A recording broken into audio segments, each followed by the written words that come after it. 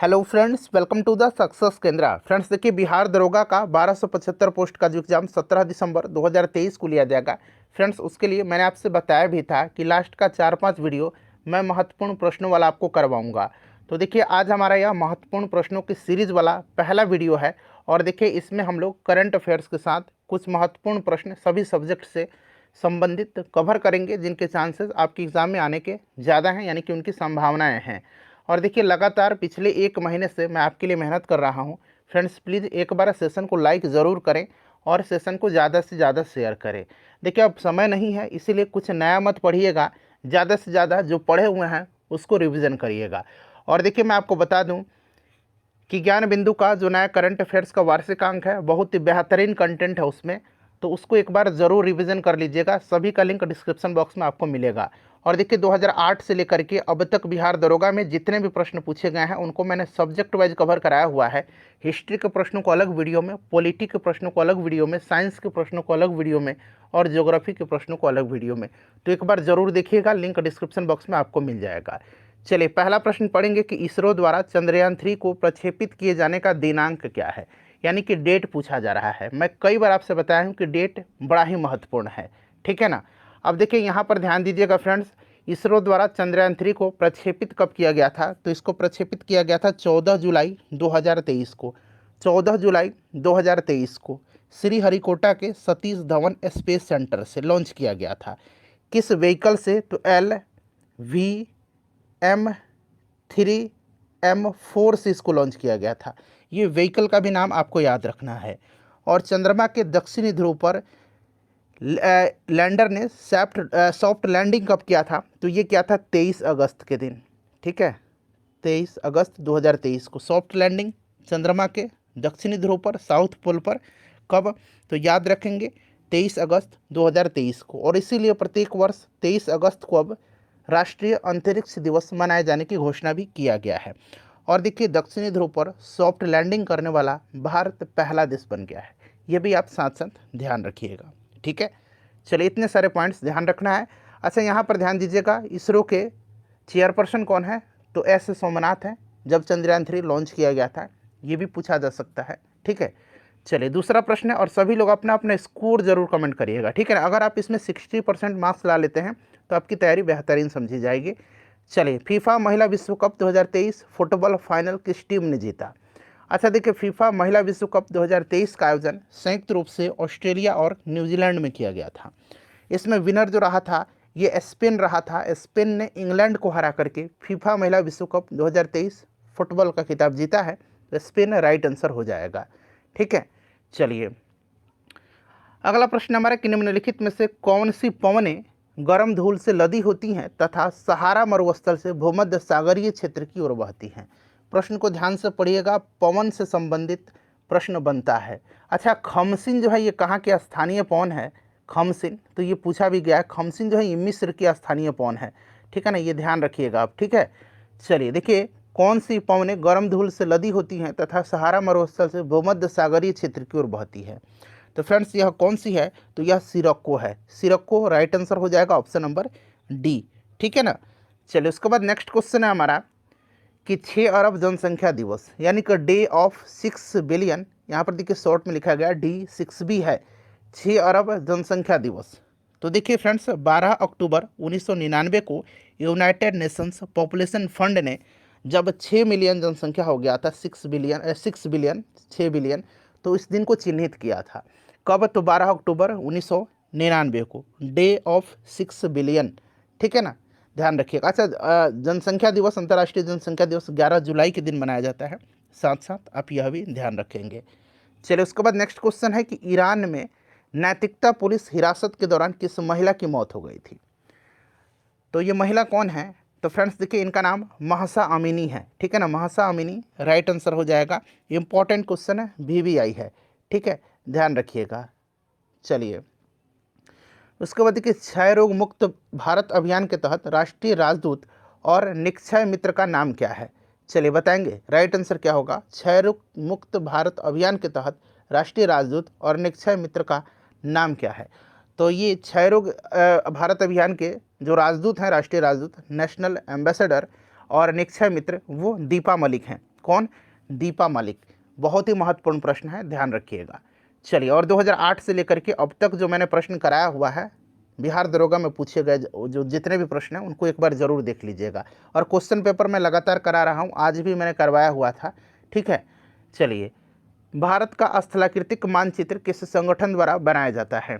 सभी लोग answer comment करिए। भारत का स्थलाकृतिक मानचित्र किस संगठन द्वारा बनाया जाता है? तो फ्रेंड्स देखिए, यह संगठन जो है, यह संगठन कौन सा है? तो याद रखेंगे, भारतीय सर्वेक्षण के द्वारा, ठीक है ना। भारतीय सर्वेक्षण के द्वारा भारत का स्थलाकृतिक मानचित्र जो है बनाया जाता है। नेक्स्ट क्वेश्चन है हमारा कि 1905 में लॉर्ड कर्जन द्वारा बंगाल विभाजन के खिलाफ एक विरोध गीत बांग्लार माटी बांग्लार जल के लेखक कौन थे? ये गीत है बांग्लार माटी बांग्लार जल। अच्छा, बंगाल विभाजन 1905 में लॉर्ड कर्जन ने किया था। और देखिए, कलकत्ता के टाउन हॉल में बंगाल विभाजन के विरोध में स्वदेशी आंदोलन की घोषणा कब की गई थी? तो 7 अगस्त 1905 को। ये डेट बड़ा महत्वपूर्ण है, याद रखिएगा, ठीक है ना। 7 अगस्त 1905 को। 16 अक्टूबर 1905 को बंगाल विभाजन प्रभावी हुआ था, ठीक है। और बांग्लार माटी बांग्लार जल लिखा था किसने? तो रविंद्रनाथ टैगोर जी ने। Option number B right answer हो जाएगा। चलिए, और अभी जो है पश्चिम बंगाल राज्य गीत बनाने का प्रस्ताव इसको लाया हुआ है, तो इसलिए ध्यान रखिएगा। इसरो द्वारा लॉन्च आदित्य L1 मिशन के परियोजना निदेशक कौन हैं? देखिए, इसरो के आदित्य L1 मिशन का और चंद्रयान 3 मिशन का, दोनों का, चंद्रयान 3 मिशन दोनों का परियोजना निदेशक का नाम बड़ा महत्वपूर्ण है।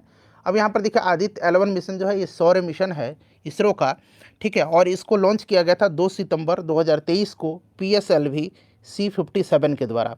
ये आप ध्यान रखिए, किसको? आदित्य L1 को। कब? तो 2 सितंबर 2023 को, ठीक है। और इसके जो परियोजना निदेशक हैं इनका नाम निगार साजी है। अच्छा, चंद्रयान 3 के जो परियोजना निदेशक हैं इनका नाम क्या है? तो P वीर मुथुवेल है। P वीर मुथुवेल है, दोनों याद रखिएगा। चंद्रयान 2 के पिछले बार वाला M वनिथा हैं, ठीक है ना। चलिए, उसके बाद नेक्स्ट क्वेश्चन करेंगे कि निम्नलिखित में से कौन सा हार्मोन बच्चों के जन्म के बाद दूध बनने की प्रक्रिया को उत्तेजित करता है? बताएंगे। प्रश्न को जरा ध्यान से पढ़िएगा। अच्छा, एक प्रश्न ऐसे पूछा जाता है कि स्तनपान के दौरान कौन सा हार्मोन के कारण स्तन से दूध निकलता है? तो स्तनपान के दौरान जिस हार्मोन के कारण स्तन से दूध निकलता है वो ऑक्सीटोसिन हार्मोन है, ठीक है ना। और कौन सा हार्मोन बच्चों के जन्म के बाद दूध बनने की प्रक्रिया को उत्तेजित करता है? तो ये प्रोलैक्टिन है। दोनों तरीके से प्रश्न को ध्यान रखना है, ठीक है। ऐसा नहीं ऑक्सीटोसिन लगा दीजिए, तो ये गलत हो जाएगा। उसके बाद देखिए, नेक्स्ट क्वेश्चन है कि भारत सरकार ने हाल ही में किस कंपनी को नवरत्न का दर्जा दिया है? देखिए, ऑप्शन के प्रश्न को फिर से एक बार पढ़िए। भारत सरकार ने हाल ही में किस कंपनी को नवरत्न का दर्जा दिया है? अच्छा, नवरत्न और महारत्न दोनों ध्यान रखना है। अभी हाल ही में भारत सरकार ने ऑयल इंडिया लिमिटेड को महारत्न का दर्जा दिया, ऑयल इंडिया लिमिटेड को महारत्न का दर्जा दिया है, ठीक है ना। और यहाँ पर देखिए, ऑप्शन के हिसाब से बात करें तो ONGC विदेश लिमिटेड को नवरत्न का दर्जा दिया है, ONGC विदेश लिमिटेड को। और भी कुछ कंपनी हैं, जैसे कि आपको याद होगा फ्रेंड्स, इरकॉन को, उसके बाद राइट्स लिमिटेड को, ठीक है ना, राइट्स लिमिटेड को भी जो है नवरत्न का दर्जा दिया गया है, ठीक है। ये भी ध्यान रखेंगे। चलिए, अगला प्रश्न करेंगे। नेक्स्ट क्वेश्चन है, और अभी अगर पूछा जाए आपसे कि नवरत्न कंपनी की संख्या कितनी है, तो 16 है। साथ साथ ये भी ध्यान रखना आपको। देखिए, कपास किस कुल से संबंधित है, ये पूछा गया है। कपास संबंधित है, बताइए। कपास जो संबंधित है ये मालवेसी हो जाएगा इसका राइट आंसर, ठीक है ना। अच्छा, बैंगन और आलू जो है ना, बैंगन और आलू ये भी पूछा जाता है, तो ये सोलेनेसी कुल से है, बैंगन और आलू, ठीक है ना। अच्छा, दलहनी पौधे जो होते हैं ये लेग्यूमिनोसी, ठीक है, लेग्यूमिनोसी कुल से हैं। दलहनी पौधे जो हैं, दलहनी पौधे ये भी पूछा जाता है, तो लेग्यूमिनोसी कुल से, ये भी आप ध्यान रखेंगे, ठीक है। चलिए, आगे बढ़ते हैं। 13 नंबर प्रश्न है कि मूलांकुर के अतिरिक्त पौधे के किसी भी भाग से विकसित होने वाली जड़ें कहलाती हैं? देखिए, मूलांकुर के अतिरिक्त पौधे के किसी अन्य भाग से विकसित होने वाली जड़ें जो हैं वो अपस्थानिक जड़ कहलाती हैं। और बार बार पूछा जाता है कि अपस्थानिक जड़ का उदाहरण, तो ये बरगद, याद रखेंगे, ये अपस्थानिक जड़ का एग्जाम्पल है, ये बड़ा पूछा जाता है। चलिए, उसके बाद देखिएगा कि एस्परजिलस का उपयोग किसके बनने में होता है? तो एस्परजिलस का उपयोग जो है किसके बनने में होता है? तो खासकर बेकरी उद्योग में इसका इस्तेमाल किया जाता है। और यहाँ पर डबल ब्रेड हो जाएगा राइट आंसर, ठीक है ना। ध्यान रखिएगा, ये ऑलरेडी बिहार SSC में शायद पूछा गया प्रश्न है। नेक्स्ट क्वेश्चन है हमारा कि निम्न में से क्या SO2 प्रदूषक का सर्वोत्तम सूचक है। SO2 प्रदूषण यानी कि वायु प्रदूषण की बात हो रही है, सिंपल सा बात है। तो लाइकेन आपको याद होगा, लाइकेन और मॉस जो होते हैं ये वायु प्रदूषक के अच्छे सूचक होते हैं। चलिए उसके बाद नेक्स्ट क्वेश्चन हमारा कि निम्नलिखित में से कौन सा जैविक नाइट्रोजन निर्धारण से संबंधित है। जैविक नाइट्रोजन निर्धारण से संबंधित जो है फ्रेंड्स यह कौन सा है इसमें से, तो फ्रेंड्स याद रखेंगे नील हरित शैवाल यानी कि नीरा हरा शैवाल है। ठीक है, ध्यान रखिएगा, इसे साइनोबैक्टीरिया के नाम से भी जाना जाता है। ऑप्शन डी राइट आंसर हो जाएगा। अगला प्रश्न है, देखिए प्रश्न का लेवल कितना अच्छा मैंने रखा हुआ है। एक बार सेशन को लाइक ज़रूर करें, आपका एक लाइक हमें काफ़ी मोटिवेट करता है और ऐसा 4-5 वीडियो मैं आपको कराने वाला हूँ। देखिए स्वर्णिम चतुर्भुज का पूर्वी पश्चिमी गलियारा निम्नलिखित में से किन केंद्रों को जोड़ती है। तो देखिए एक पूर्वी पश्चिमी गलियारा है और एक उत्तर दक्षिणी गलियारा है, ठीक है ना। तो देखिए उत्तर दक्षिण गलियारा की बात करते हैं तो उत्तर दक्षिण में आपका आ जाएगा कन्याकुमारी से लेकर के श्रीनगर, और पूर्व पश्चिम में आपका आ जाएगा असम के सिलचर से गुजरात के पोरबंदर तक। ठीक है, ऑप्शन ए राइट आंसर होगा इसका। नेक्स्ट क्वेश्चन हमारा कि राष्ट्रीय पर्यावरण शोध संस्थान यानी कि नीरी कहाँ स्थित है। नीरी का फुल फॉर्म क्या होता है, national environmental engineering research institute. ये कहाँ पर है, तो ये नागपुर में है। ठीक है ना, ध्यान रखिएगा, national environmental engineering research institute. ठीक है, नागपुर राइट आंसर हो जाएगा। अगला प्रश्न करेंगे कि किस नदी की घाटी गहरी खड्ड भूमि के लिए विख्यात है। गहरी खड्ड भूमि के लिए विख्यात जो है ये किस नदी की घाटी है। तो फ्रेंड्स यह कौन सी हो जाएगा, तो राइट आंसर इसका चंबल हो जाएगा। चंबल करेक्ट आंसर हो जाएगा। ठीक है, और देखिए नर्मदा और तापी जो है ना ये एस्सूरी का निर्माण करती हैं। एस्सूरी का ये बार बार पूछा जाता है, कौन सी नदी एस्सूरी का निर्माण करती है, तो नर्मदा और तापी। ठीक है, क्लियर। अच्छा सोन नदी यहाँ पर देख रहे हैं, सोन नदी जो है यह गंगा नदी की सबसे बड़ी दक्षिणी सहायक नदी है, ये भी ध्यान रखेंगे। चलिए निम्नलिखित में से किस नदी के ऊपरी मार्ग में मीठा पानी परंतु निचले भाग में खारे जल का प्रवाह मिलता है। कौन सी नदी है जिसके ऊपरी मार्ग में मीठा पानी परंतु निचले भाग में खारे जल का प्रवाह मिलता है। तो फ्रेंड्स यह लूनी नदी है। लूनी नदी जो है इसका पानी उद्गम स्थान से लेकर के बालोतरा, ठीक है, बालोतरा जो कि बाड़मेर तक है, वहाँ तक मीठा पानी होता है। लेकिन जैसे ही बालोतरा में पहुँचती है उसके बाद नमक की मात्रा अधिक होने के कारण इसका पानी खारा हो जाता है। ठीक है ना, ध्यान रखिएगा, लूनी नदी राइट आंसर इसका हो जाएगा। चलिए सेचुरा मरुभूमि किस देश में स्थित है। सेचुरा मरुस्थल है, यह पूछा गया है कि किस कंट्री में है। सेचुरा जो है ये पेरू में है। कहाँ पर है, पेरू में है। अच्छा पेंटागोनिया मरुस्थल है, तो देखिए पेंटागोनिया मरुस्थल जो है ये अर्जेंटीना में भी है और चिली में भी है। अर्जेंटीना और चिली दोनों में पेंटागोनिया मरुस्थल है। अच्छा एक आटाकामा मरुस्थल है। आटाकामा मरुस्थल आपको पता है ना कहाँ पर है, आटाकामा चिली में है। ठीक है ना, पेंटागोनिया चिली अर्जेंटीना दोनों में है, सेचुरा पेरू में है।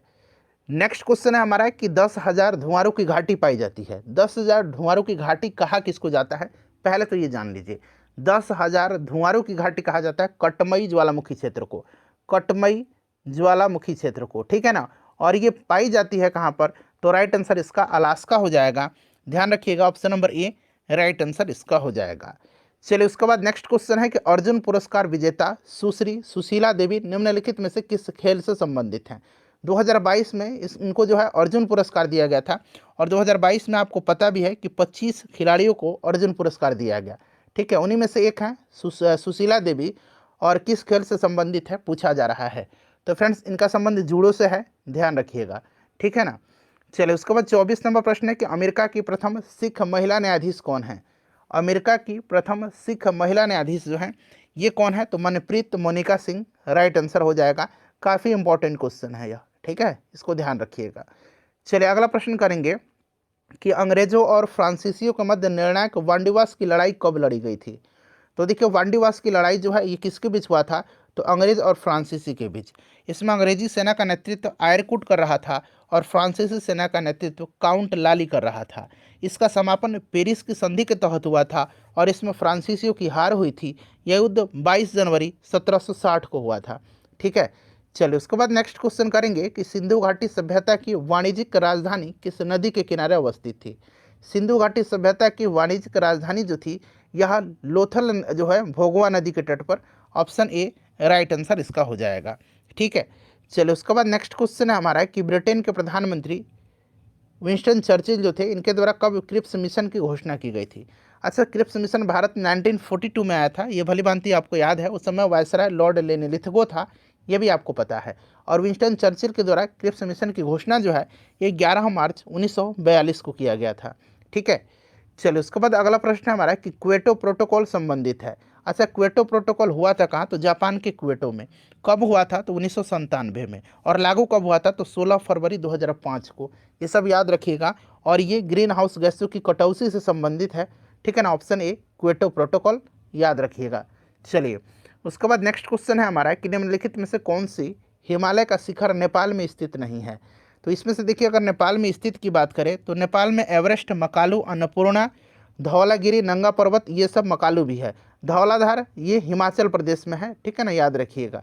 तो ऑप्शन बी हो जाएगा, नेपाल में स्थित नहीं है। अगला प्रश्न नंबर कि निम्नलिखित में से कौन सा संगठन वर्ल्ड इकोनॉमिक आउटलुक नामक प्रकाशन प्रकाशित करता है? वर्ल्ड इकोनॉमिक आउटलुक रिपोर्ट जो है यह प्रकाशित कौन करता है? तो फ्रेंड्स याद रखेंगे, इसका प्रकाशन अंतर्राष्ट्रीय मुद्रा कोष करता है। अंतर्राष्ट्रीय मुद्रा कोष, IMF, इंटरनेशनल मॉनेटरी फंड। ठीक है, चलिए अगला प्रश्न है हमारा कि स्वतंत्र व्यापार नीति उस नीति को बताती है जहां पर स्वतंत्र व्यापार की नीति के अंतर्गत घरेलू और विदेशियों के मध्य जो है कोई भेदभाव नहीं रखा जाता, मतलब घरेलू और विदेशी वस्तु के मध्य में, और निर्यात आयात पर कोई प्रतिबंध भी नहीं लगाता है, और इसमें प्रशुल्क अनुपस्थित होता है। Option number A right answer हो जाएगा। चलिए अगला प्रश्न है कि राष्ट्रपति पद्धति में समस्त कार्यपालिका की शक्तियां निहित होती हैं। तो ये आपको पता है, आर्टिकल 53 में जो है कार्यपालिका शक्ति राष्ट्रपति में निहित होगी। ठीक है, ऑप्शन नंबर ए जो होगा इसका बिल्कुल करेक्ट आंसर हो जाएगा। नेक्स्ट क्वेश्चन है कि भारत के संविधान के निम्नलिखित में से कौन सी एक अनुसूची में दल बदल विरोधी कानून विषयक प्रावधान है? तो देखिए, दल बदल विरोधी जो कानून जो है आपको पता है 1985 में 1985 में 52वां संविधान संशोधन के माध्यम से जो है दल बदल कानून जो है, दल बदल विरोधी कानून पारित किया गया था। ठीक है, और इसको 10वीं अनुसूची में रखा गया। ऑप्शन यहाँ पर देख सकते हैं, सी राइट आंसर हो जाएगा। चलो उसके बाद देखिएगा कि निम्न में से कौन सी राशि सदिश नहीं है? अच्छा, सदिश राशि इसमें से अगर बात करें तो विस्थापन वेग बल जो है सदिश राशि है। आयतन और तापमान दोनों याद रखें, तापमान भी बड़ा पूछा जाता है ऑप्शन में दे करके, तो आयतन और तापमान जो है ये अदिश राशियाँ हैं। ठीक है, ऑप्शन डी राइट आंसर होगा इसका।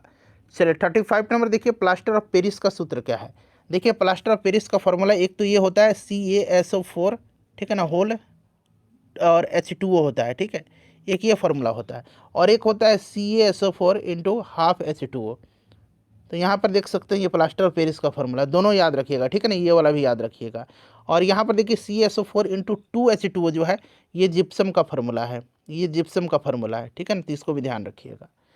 चलिए 36 नंबर है कि प्रेम वाटिका के रचनाकार कौन थे? प्रेम वाटिका, तो इसको लिखा है रसखान ने। किसने? रसखान की रचना है प्रेम वाटिका। ठीक है, चलिए अगला प्रश्न है हमारा कि निम्नलिखित में से कौन सा महाजनपद दक्षिण भारत में स्थित था?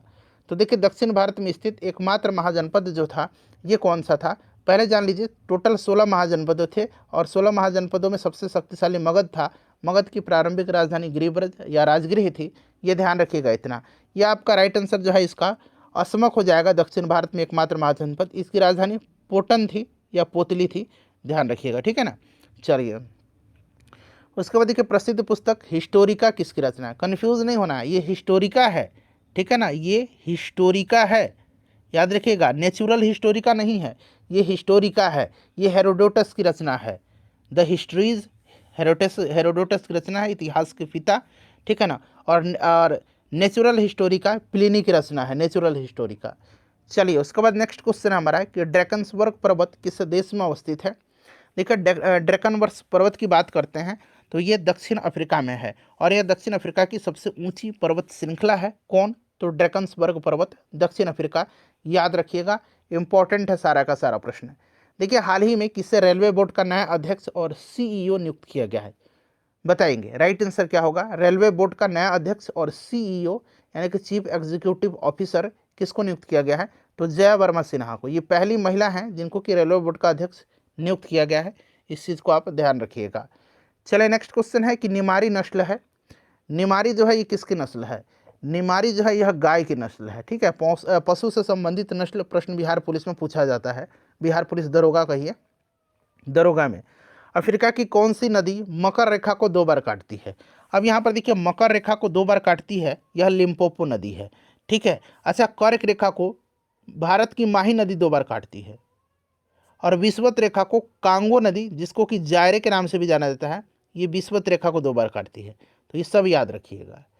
चलिए 44 नंबर है कि भारतीय संविधान के किस अनुच्छेद के अंतर्गत भारत सरकार का दायित्व है कि वह बाह्य आक्रमण एवं आंतरिक अशांति से राज्यों की रक्षा करे? तो फ्रेंड्स ये आर्टिकल 355 है। कौन सा आर्टिकल है? आर्टिकल 355 है, याद रखिएगा। ठीक है ना, बड़ा महत्वपूर्ण है। चलिए 352 राष्ट्रीय आपातकाल, 356 राज्य में राष्ट्रपति शासन, 360 वित्तीय आपातकाल, आपको याद होगा। 2023 में राष्ट्रीय अंतरिक्ष दिवस की स्थिति को मनाए जाने की घोषणा की गई है। ये अभी मैंने आपको बताया था कि 23 अगस्त के दिन मनाया जाएगा। क्यों? क्योंकि चंद्रमा के दक्षिणी ध्रुव पर चंद्रयान ने सॉफ्ट लैंडिंग किया था, इसी के उपलक्ष्य में। चलिए उसके बाद देखिए अस्थि में कौन सी प्रोटीन पाया जाता है? अस्थि जो होता है यह एक किस प्रकार का ऊतक है? तो फ्रेंड्स यह कनेक्टिंग टिश्यू है, संयोजी ऊतक है। अस्थि, उपास्थि और ब्लड, ठीक है ना, याद रखिएगा। और अस्थि में जो है ओसिन प्रोटीन होता है, अ से अस्थि, ओ से ओसिन, इस तरह से आप रिलेट करके याद रख सकते हैं। चलिए एक प्रश्न आपसे पूछूंगा, 50 नंबर प्रश्न, वो आपको बताना होगा। ठीक है ना। चलिए निम्नलिखित में से कौन सा हार्मोन ग्लाइकोजन को ग्लूकोज में बदलता है? ग्लाइकोजन को ग्लूकोज में जो बदलता है यह कौन सा हार्मोन है? तो ये ग्लूकेगॉन है। अच्छा, ग्लूकेगॉन हार्मोन जो है ये स्रावित कहाँ से होता है? तो ये अग्नाशय से होता है। अग्नाशय का जो अल्फा सेल है, अल्फा सेल, अल्फा कोशिका, वहीं से होता है। ठीक है। चलिए उसके बाद नेक्स्ट क्वेश्चन है, जिन पौधे में फूल और बीज लगते हैं उनको क्या कहते हैं? तो जिनमें फूल और बीज लगते हैं इनको फेनोरोगैम्स कहा जाता है, और जिनमें फूल और बीज नहीं होते हैं इनको क्रिप्टोगैम्स कहा जाता है। इनको क्या कहा जाता है? इनको क्रिप्टोगैम्स कहा जाता है। क्रिप्टोगैम या क्रिप्टोगैम्स कहिए, इनको क्रिप्टोगैम्स कहा जाता है। ठीक है। जिनमें फूल और बीज लगते हैं उनको फेनोरोगैम्स कहा जाता है। 49 नंबर है कि निम्नलिखित में से किस देश के साथ भारत द्वारा हरिमऊ शक्ति सैन्याभ्यास जो है किया जाता है? तो हरिमऊ शक्ति सैन्याभ्यास भारत और मलेशिया के बीच होता है। ठीक है। चलिए उसके बाद देखिएगा कि निम्नलिखित में से किसके द्वारा परीक्षा संगम पोर्टल जारी किया गया है? VVI क्वेश्चन है, परीक्षा संगम पोर्टल जो है किसके द्वारा जारी? तो देखिए परीक्षा संगम पोर्टल जो है ये जारी किया है CBSE ने। ठीक है ना। अच्छा, एक युवा संगम पोर्टल है, ये शिक्षा मंत्रालय के द्वारा जारी किया गया युवा संगम पोर्टल। चलिए आप लोग अपना अपना स्कोर बता दीजिए और सेशन को लाइक कर दीजिए और इसको शेयर कर दीजिए।